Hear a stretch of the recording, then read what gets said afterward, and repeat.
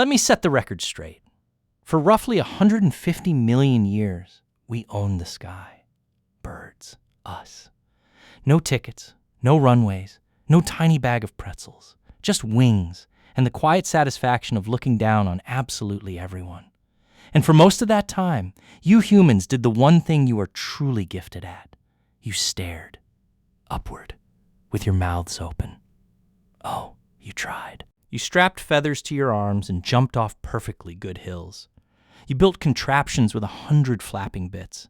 You even had a Renaissance genius sketch, a flying machine 400 years early, and then, tragically, build nothing that flew.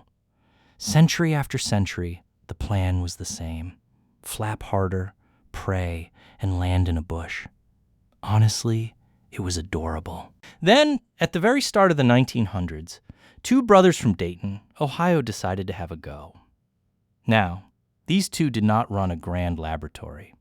They ran a bicycle shop. Wilbur and Orville Wright fixed bikes for a living. And it turns out that was the secret, because a bicycle had already taught them the one thing every other dreamer had missed. A flying machine does not just need to lift. It needs to be steered, balanced, controlled, like a bike, but with the ground very far away. So they did their homework, which, I will admit, was annoyingly thorough. They watched us. They noticed how a bird tilts a wingtip to roll and turn, and they built that twist right into their wings. They made a little wind tunnel and tested 200 wing shapes, because guessing is for amateurs. And then they hauled the whole thing to the windiest, emptiest sandpit they could find. Kitty Hawk, North Carolina. Steady wind to lift them. Soft sand for the inevitable faceplants. December the 17th, 1903. A cold, brutal wind. Orville lies flat on the lower wing. The engine coughs awake, and the thing goes. 12 seconds, 120 feet. That is shorter than the wing of a modern jumbo jet. And as a bird, I must be honest, 12 seconds is not impressive. I do 12 seconds getting off a fence. But it was powered. It was controlled. And it was theirs.